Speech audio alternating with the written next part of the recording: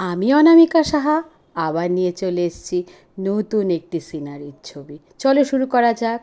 সবার প্রথম আমরা লাইন ড্রয়িংটা কমপ্লিট করে নেব। সমান্তরালভাবে আমরা দুটো দাগ দিয়ে ঘরটাও এঁকে নেব। তারপর জঙ্গল এঁকে নেব, তারপর নিচে একটু ঘাস দিয়ে দেব। এই ড্রয়িংটা খুব ছোট ছোট বাচ্চারা একটু চেষ্টা করলেই সুন্দরভাবে কমপ্লিট করতে পারে। তারপর আমরা আকাশটা স্কাই কালার দিয়ে কমপ্লিট করে নিলাম। তারপর লাইট গ্রিন দিয়ে আমরা নিচের অংশটাও কমপ্লিট করে নিলাম। লেমন ইয়েলো দিয়ে আমরা ওপরের হাফ জায়গাটাও কমপ্লিট করে নিলাম।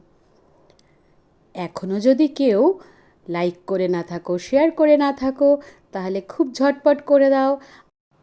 তারপর আমরা ওপরের অংশটা কমপ্লিট হয়ে গেল। তারপর আমরা ঘরের দিকে যাব। ঘরে ব্রাউন কালার দিয়ে আমরা আগে আউটলাইনটা কমপ্লিট করে নেব। তারপর আমরা ডার্ক আর লাইটের শেড বোঝানোর জন্য নিচের দিকে ডিপ ইয়েলো এবং লাইট ইয়েলো দিয়ে আমরা শেডটা কমপ্লিট করে দেব।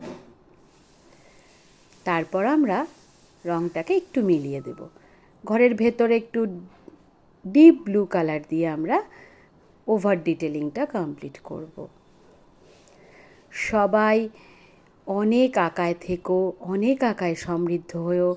আর সব কিছুই ধারাবাহিকতা।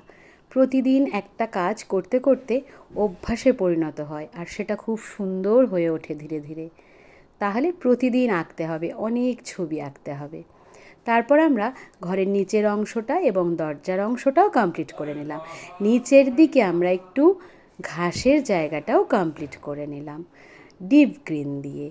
তারপর একটু ডিপ গ্রিনের শেড করে দিলাম। ওপরের জঙ্গলের অংশেতেও একটু ডিপ গ্রিন দিয়ে দিলাম, একটু লাইট গ্রিন দিয়ে দিলাম। লাইট গ্রিনটা ওভার ডিটেলিং হয়ে গেলে আমরা ওপরের অংশে একটু লেমন ইয়েলো চাপিয়ে দেব। তাহলে দেখতে ডার্ক আর লাইটের পোর্শনটা খুব সুন্দর বোঝা যাবে। সবাই ভালো থেকো, সুস্থ থেকো, আর সবাইকে টাটা।